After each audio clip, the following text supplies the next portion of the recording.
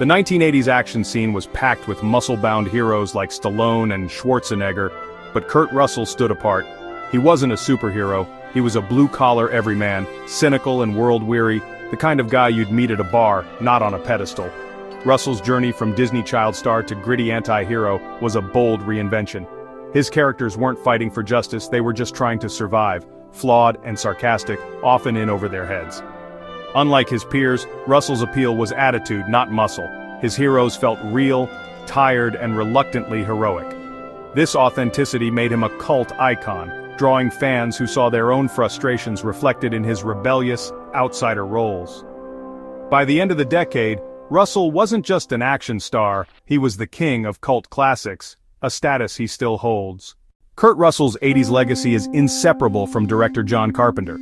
Their partnership began with Escape from New York, where Russell's Snake Plissken, eye patch, scowl and all, became the ultimate anti-hero.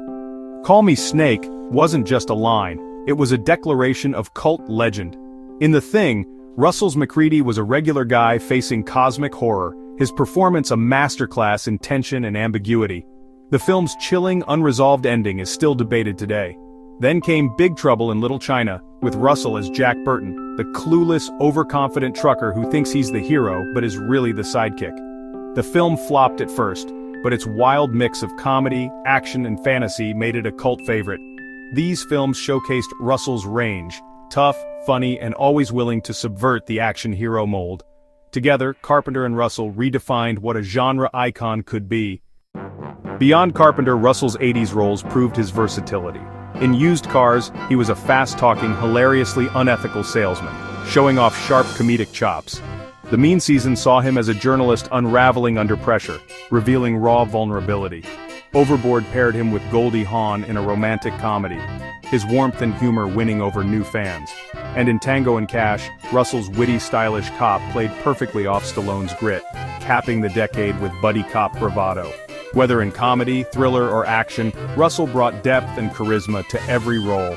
He wasn't just an action star, he was a true character actor. Kurt Russell's 80s characters have become blueprints for modern anti-heroes. Snake Plissken inspired video game icons like Solid Snake. Jack Burton's bravado echoes in characters like Star-Lord.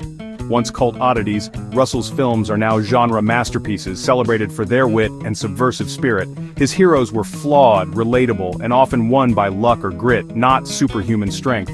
This grounded approach changed action cinema, making vulnerability and imperfection the new standard. Russell's legacy is that of a fearless performer who broke the mold.